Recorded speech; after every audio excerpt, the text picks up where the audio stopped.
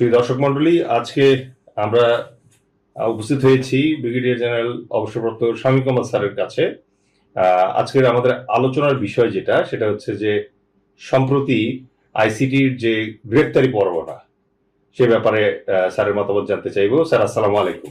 ওয়ালাইকুম আসসালাম রহমতুল্লাহ। স্যার, যে গ্রেপ্তারি পরোয়ানাটি আমরা খুবই সম্প্রতি জানতে পেরেছি এবং আমরা দেখতে পাচ্ছি যে প্রাক্তন প্রধানমন্ত্রী সহ প্রায় 30 জনের বিরুদ্ধে 3টি মামলায় এই গ্রেপ্তারি পরোয়ানাগুলো জারি হয়েছে, যার একটি বড় অংশই বাংলাদেশ সেনাবাহিনীর ঊর্ধ্বতন অফিসার্স বৃন্দ। সুতরাং আমি আপনার কাছ থেকে জানতে চাচ্ছি যে কেন এবং কোন অবস্থার পরিপ্রেক্ষিতে হঠাৎ করে এতগুলো অফিসার এই গ্রেপ্তারি পরোয়ানার সম্মুখীন হলো, এবং এই কারণে রিটায়ার্ড অফিসার্স কমিউনিটি এবং সার্ভিং অফিসার্স অ্যান্ড সোলজার যারা আছে, তারা এই গ্রেপ্তারি পরোয়ানাটিকে কিভাবে গ্রহণ করা উচিত? জি, আপনাকে ধন্যবাদ। এটা একটি অভূতপূর্ণ ঘটনা এবং অন্তর্বর্তীকালীন সরকারের যে ত্রয়ী এজেন্ডা আছে তার মধ্যে বিচার যেহেতু একটা, সুতরাং সেই বিচারের পথে এটাকে একটা বড় ধরনের মাইল ফলক আমরা বলতে পারি। এখন প্রসঙ্গ হলো যে গ্রেপ্তারি পরোয়ানা জারি করেছে। গ্রেপ্তারি পরোয়ানায় আপনি খেয়াল করুন প্রায় 80% হচ্ছে গিয়ে সামরিক বাহিনীর অবসরপ্রাপ্ত সিনিয়র অফিসার যারা আছেন। আর আমাদের একেবারে অবসরপ্রাপ্ত যারা আমরা কমিউনিটি আছি সশস্ত্র বাহিনীর, বিশেষ করে অফিসারদের মধ্যে একটা জিনিস খুবই সুস্পষ্ট এবং যেটা গতকালকে সেনা সদর থেকে ব্রিফিংও বলেছে একই কথা, যে অপরাধ কেউ করলে তার অবশ্যই শাস্তির আওতায় থেকে আনতে হবে, সে যত বড় ব্যক্তি হোক, যত ক্ষমতাবান ব্যক্তি হোক না কেন। তো সে ব্যাপারে অবশ্যই আমরা আইসিটিকে আমরা সাধুবাদ জানাই এই প্রক্রিয়াটা শুরু করার জন্য। এখন এর কিছু স্ট্র্যাটেজিক কিছু স্টিগমা বা এটা নেতিবাচক প্রভাব তো পড়বেই। যেমন প্রথম প্রভাব হচ্ছে গিয়ে পিসকিপিং শান্তি মিশনে বাংলাদেশ, আপনি জানেন যে পৃথিবীর অল্প কয়েকটা যদি হাইয়েস্ট ট্রুপস কন্ট্রিবিউটিং কান্ট্রি, তার মধ্যে বাংলাদেশ অ্যাক্টিভ। সো আমাদের পিসকিপিং আমাদের কিছু স্টিগমা আছে এরকম যে প্রিস্ট আর্মি, এটাকে ওরা অনেক সময় ইয়ে করে বলে নেতিবাচকভাবে দেখলেও, priest army, good army, loyal army, অলস আর্মি, এরকম কিছু আছে। কিন্তু এবার এটার মাধ্যমে যেটা আপনার সংযুক্ত হতে পারে এবং হবে বলে আমি ধারণা করছি, সেটা হচ্ছে যে কিলার আর্মি, তোমাদের জেনারেল তো হাজার হাজার খুনের রেকর্ড আছে, সো তোমরা এই জিনিসগুলো আমাদেরকে কিছুটা ভালোভাবে এফেক্ট করবে বলে আমি মনে করছি। সো পিসকিপিং এর মাধ্যমে যে বাংলাদেশের ভাবমূর্তি শুধু সমুজ্জ্বল তা না, প্রচুর বৈদেশিক মুদ্রাও কিন্তু আমাদের এখানে আসছে। এখানে একটা বড় একটা আমাদের জন্য এটা আঘাত আমি বলতে পারি। যে আচ্ছা, এখন প্রক্রিয়াগতভাবে আমরা দেখলাম যে আইসিটিতে যাদের আমি গ্রেপ্তারি পরোয়ানা জারি করা হলো, তো এখানে 70-80% বা 90% হলো সামরিক বাহিনীর। কথা হচ্ছে যে এই যে অপরাধগুলি হয়েছে, গুনখুমগুলো হয়েছে, এবং এর মধ্যে দেখবেন প্রায় 95% হচ্ছে গিয়ে রাজনৈতিক কারণে। তাহলে রাজনৈতিকভাবে যারা সংশ্লিষ্ট তারা কোথায়? বা এখানে পুলিশ থেকে শুরু করে ব্যুরোক্র্যাট থেকে শুরু করে অনেকে জড়িত, তারা কিন্তু নাই। সুতরাং এটা একদিক থেকে চিন্তা করলে একটু একটু বিষয়। তৃতীয় বিষয় হচ্ছে যে আপনার এখানে আদেশ কমপ্লাই করতে গিয়ে এটা হয়েছে। তবে এখানে সবচেয়ে যে গুরুত্বপূর্ণ বিষয় আমার মনে হয় মাননীয় আদালত মহামান্য কোর্ট যেটাকে দেখবেন, সেটা হচ্ছে যে কোনো অপরাধের তো দুইটা দিক থাকে, একটা প্রিয়া মেন্স রিয়া। যদি কারো অপরাধের সাথে মেন্স রিয়া কাজ করে, অপরাধ সুলভ মানসিকতা যদি কাজ করে, তাহলে অবশ্যই সেটা শাস্তিযোগ্য অপরাধ এটা হয়। কিন্তু অনেকের হয়তোবা এটা নাই। যেমন যে এইটা করে ব্যক্তিগতভাবে ফায়দা নিয়েছে, সুযোগ সুবিধা নিয়েছে, পদোন্নতি নিয়েছে, অবশ্যই সে এটাকে স্বেচ্ছায় করেছে। এখানে কিন্তু চাইলেই তারা গুড কমান্ড, মিলিটারি অর্ডার এটা সে রেফারেন্স দিতে পারতো।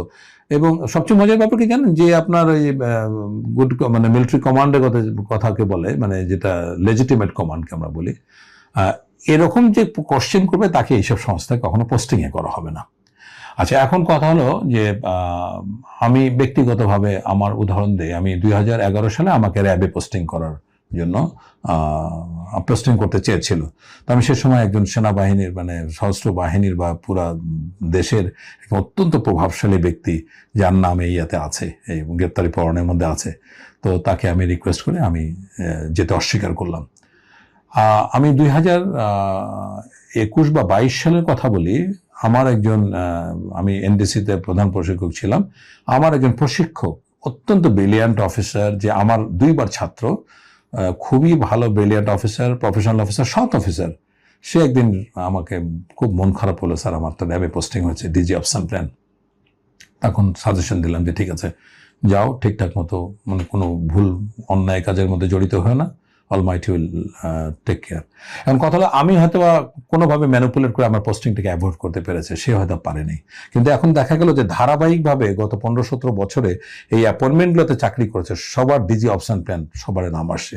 ডিজিপিতে যারা ডাইরেক্টর সিটিআইবিতে কাজ করে সবার নাম আসছে। এখানে অত্যন্ত সতর্ক থাকতে হবে যে সবাই মানে যার অপরাধ নাই তাকে ইনডিসক্রিমিনেটলি গড়পড়তাভাবে তাদেরকে শাস্তির আওতায় আনা ঠিক হবে না। এখন আন্তর্জাতিক যে অপরাধ আদালত আছে 1973, সেখানে 20B জায়গায় 20C যেটা সংযোজন করেছে, সেখানে বলা হয়েছে যে কয়েকটা ডিসকোয়ালিফিকেশন, তার মধ্যে সে পার্লামেন্ট ইলেকশন করতে পারবে না, সরি, সে পার্লামেন্ট ইলেকশন করতে পারবে না, এবং সে বড় কোনো পদ, কমিশনার, মেয়রাল এই ধরনের পজিশন নিতে পারবে না, কোনো সার্ভিসে যেতে পারবে না, এবং কোনো গভর্নমেন্ট অফিস হোল্ড করতে পারবে না। এবং সবচেয়ে যে বিষয়টা খুব ইন্টারেস্টিং, যে মাত্র তার নামে গ্রেপ্তারি পরোয়ানা জারি করা হবে তৎক্ষণাৎ সে আর চাকরিতে বহাল নাই বলে ধরে নেওয়া হবে। তো এক্ষেত্রে আমার একটা বড় প্রশ্ন, আমি জানি না হয়তো অন্য ব্যাখ্যা থাকতে পারে, গেজেটটা 6 অক্টোবর পাবলিশ হয়েছে। এখন যদি ট্রাইব্যুনালে প্রমাণিত হয় সে অপরাধী নয়, তাহলে আমি ধরে নিচ্ছি এখন যে ব্রিগেডিয়ার, যে কর্নেল, যে মেজর, যে চাকরিচ্যুত হচ্ছে, যদি ধরেই নেই, তাহলে কি আবার তাকে চাকরিকে রিইনস্টল করা হবে? তো এই জায়গাটাতে একটা অবশ্যই একটা ট্রায়াল প্রসেস তো অনেক সময় লাগবে, এবং যদি সে প্রমাণ হয়, আমি ধরে নিচ্ছি যে এই মুহূর্তে তার চাকরি নেই, সো যে ব্রিগেডিয়ার সে অবসরপ্রাপ্ত, মানে তাকে অথবা যে কোনো ভাবে প্রমাণিত হলে সে অপরাধী নয়, তাহলে কি আবার তাকে চাকরিটি ইনস্টল করা হবে? তো এটা একটা বড় জটিলতা বলে আমি মনে করি, এটা একটা সুস্পষ্ট আইনি ব্যাখ্যা প্রয়োজন। দ্বিতীয় বিষয় হলো যে এইটাকে এই ঘটনা এখন এখানে অপরাধের যারা প্রমাণিত হলো তাদের ফাঁসি হলো, তাদের জেল হলো, ইত্যাদি ইত্যাদি। তাহলে এটা কি ভবিষ্যতের মানে এরকমের অপরাধ সংগঠন হওয়া থেকে মানে সবকিছু ঠিকঠাক হয়ে যাবে? তার কিন্তু কোনো সম্ভাবনা নেই।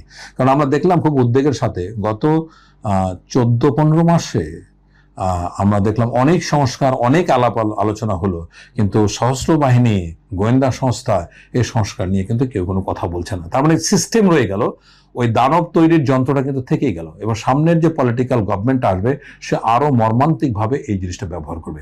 এখন দেখুন, আমরা যখন জুনিয়র অফিসার, আমরা যখন লেফটেন্যান্ট ক্যাপ্টেন, রাত জেগে পড়াশোনা করতাম, সিও যেটা বলেন সেটাকে ভালোভাবে মানতাম, সৈনিকদের জীবন বৃত্তান্ত, কার কি সমস্যা এগুলো আলোচনা, কারণ কি, এবং পার্বত্য চট্টগ্রামে উৎসাহ নিয়ে চাকরি করতে যেতাম, যে ঠিক আছে আমি হিলে যেতে চাই, যাতে এখানে হিলে চাকরি করলে আমাদের কিছু বোনাস পয়েন্ট পাওয়া যায়। সো সব মিলে আগ্রহটা ছিল প্রফেশনাল। একই সময় আমরা দেখলাম যে কিছু কিছু অফিসার এইসব কোর্স ক্যাডারের দায়িত্বে যায়, মানে কোনো রকম করে তারা পিজিআর এ যেতে চায়, এসএসএফ এ যেতে চায়, র্যাবে যেতে চায়। কেননা কি, কারণ হচ্ছে এই জায়গাগুলোতে গেলে প্রধানমন্ত্রীকে আপা ডাকা যায়, মানে ইউনিফর্ম পরে সালাম করা যায়, আর এর তফাৎ কত মারাত্মক হতে পারে সেটা আপনারা দেখতেই পাচ্ছেন। তাহলে কথা হচ্ছে আপনি কি চান, মানে প্রফেশনাল আর্মি চান? প্রফেশনাল চলে স্টপ বন্ধ করেন। র্যাবে কেন সেনাবাহিনী অফিসার দিতে হবে? ডিজিএফ এর কাজকে, ডিজিএফ এর কাজ শুধু আর্মি, নেভি, এয়ারফোর্সের মধ্যে কাজ করার জন্য। আমরা পাকিস্তানে একটা পচা মডেল ফলো করতেছি, আইএসআই যেটা করে। ডিজিএফ এর কার্যক্রম সশস্ত্র বাহিনীর বাইরে থাকা উচিত না। সুতরাং এখান পর্যন্ত ঠিক আছে, এনএসআই এর কাজ, এনএসআই তে কেন আপনার সশস্ত্র বাহিনী অফিসার দিতে হবে? তার মানে 90 সালের পর থেকে অদ্যাবধি মানে আমি গত জুলাইয়ের ইয়ার পর্যন্ত বলতে পারি, 24 পর্যন্ত প্রত্যেকটা রাজনৈতিক দল, বিশেষ করে বড় দুটি রাজনৈতিক দল সেনাবাহিনীর এই অফিসারদেরকে সাথে ইও খেলেছে। একবার ছুড়ে ফেলেছে, একবার কাছে টেনেছে, একবার ছুড়ে ফেলেছে। সো যদি রাজনৈতিকভাবে ব্যবহার করতে চান, সিদ্ধান্ত জাতিকে নিতে হবে যে আমরা প্রফেশনাল আর্মি চাই, তাহলে সব স্টপ করতে হবে। এটা করার জন্য দরকার আলাদা আপনারা বাহিনী তৈরি করেন, র্যাবে কাজ করবে, তারা এসএসএফ এ কাজ করবে, তারা ডিজিএফআই তে, আরে তোমার এনএসআই তে জব করবে, ঠিক আছে।